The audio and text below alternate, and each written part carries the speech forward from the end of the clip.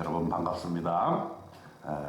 오늘은 드디어 다윗이 그토록 원하던 하나님의 궤를 메고 예루살렘으로 들어가는 장면이 나오게 됩니다. 역대상 16장 7절에 보니까 그날에 다윗이 아삽과 그의 형제를 세워 먼저 여호와께 감사하게 하여 이르기를, 이렇게 나옵니다. 이제 1절에 보면 하나님의 궤를 메고 들어가서 다윗이 친 장막에 하나님의 궤를 두었습니다. 그리고 번제와 화목제를 하나님께 드렸습니다.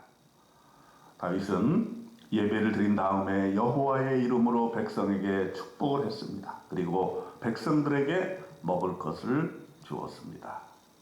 이것을 보게 되면 우리는 다윗이 전쟁도 많이 하고 또 군인으로서 위대한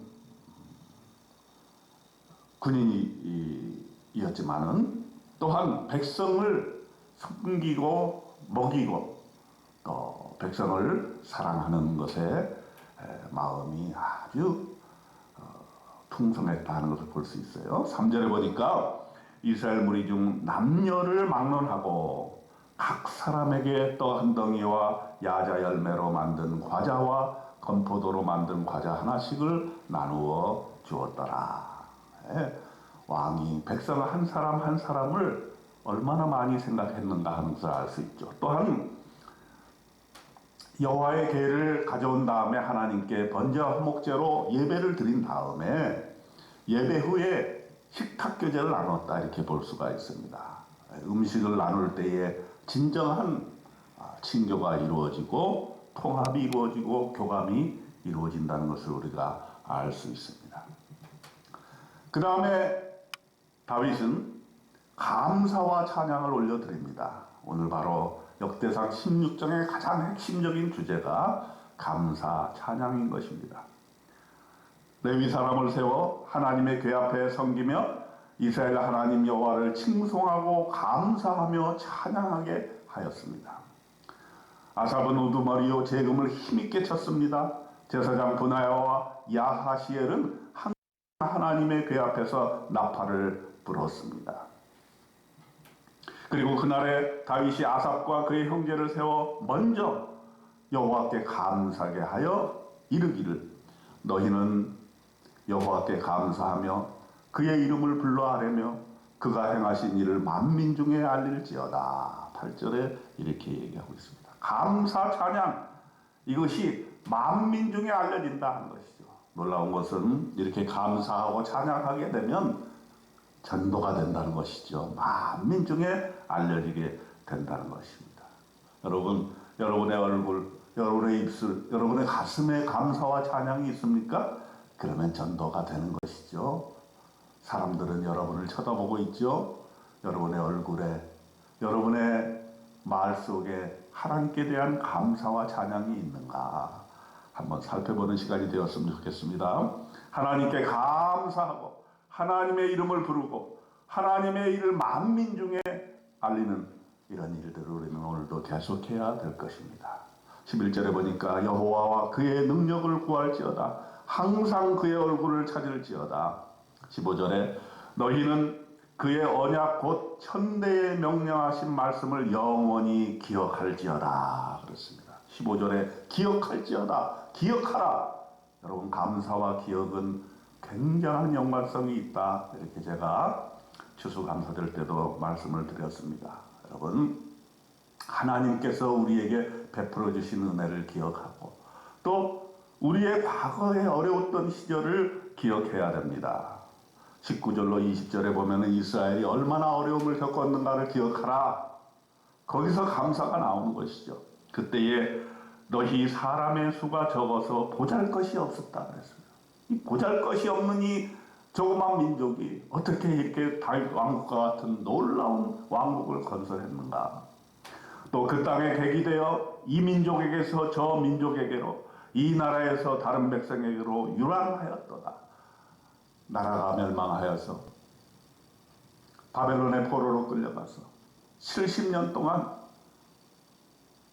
가진 고통과 고난을 당하고 이제 옛날 자기의 땅에 돌아와 보니 성전은 다 파괴가 됐고 이 글을 읽는 독자들 마음속에 이전에 우리가 죄를 범해서 하나님을 떠나서 나라를 잃게 되었다 하는 것을 마음속에 꼭 기억하라고 하는 것이죠.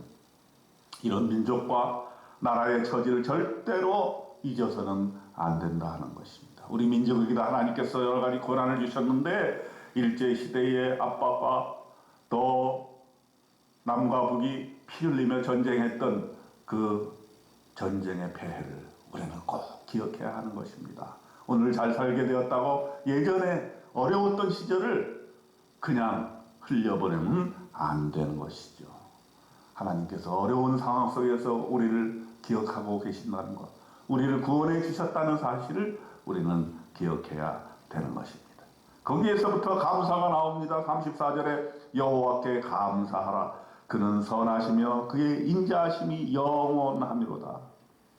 여호와 이스라엘의 하나님을 영원부터 영원까지 송축할지로다. 이렇게 이 모든 감사와 찬양에 대해서 온 백성, 모든 백성이 아멘 하고 여호와를 찬양하였다. 36절에 기록되고 있습니다. 여러분, 감사 찬양을 통해서 나누고 전도하고 기억하는 이 역대상 16장의 말씀을 꼭 오늘 명심하시기를 바랍니다. 그리고 이 감사 찬양을 한 번만 하고 끝이는 것이 아니라 계속해서 지속 끝까지 주님 오실 때까지 해야 될 것입니다. 왜냐하면 다윗이 보니까 아삽과 그의 형제를 여호와의 언약궤 앞에 있게 하며 항상 그 궤 앞에서 섬기게 하되 날마다 그 일대로 하게 하였다 그랬습니다. 오베데돔과 그의 형제 68명, 여두둔의 아들 오베데돔과 호사를 문지기로 삼았습니다. 제사장 사독과 그의 형제 제사장들에게 기브온 선당에서 여호와의 성막 앞에 모시게 하여 40절에 항상 아침 저녁으로 번제단 위에 여호와께 번제를 드리되 여호와의 율법에 기록하여 이스라엘에게 명령하신 대로 다 준행하게 하였다 그랬습니다. 해만과 여두둔과 지명된 사람들을 세워 감사하게 하였고 해만과 여두둔을 세워 나팔과 재금들과 하나님을 찬송하는 악기로 소리를 크게 내게 하였습니다. 그래서 하나님의 궤 앞에서 예배와 찬양과 감사가 끊이지 않게 하였습니다. 이것이 바로 다윗의 모습입니다. 오늘 우리가 역대상 16장을 통해서 하나님 앞에 감사 찬양하는 오늘 하루 되고 그 감사 찬양이 하루에 그치는 것이 아니라 우리가 주님 오실 때까지 끝까지 감사 찬양함으로 우리의 인생이 소망 있게 우리의 인생이 축복받는 인생이 되는 놀라운 축복의 하루 되시기를 축원합니다. 아멘.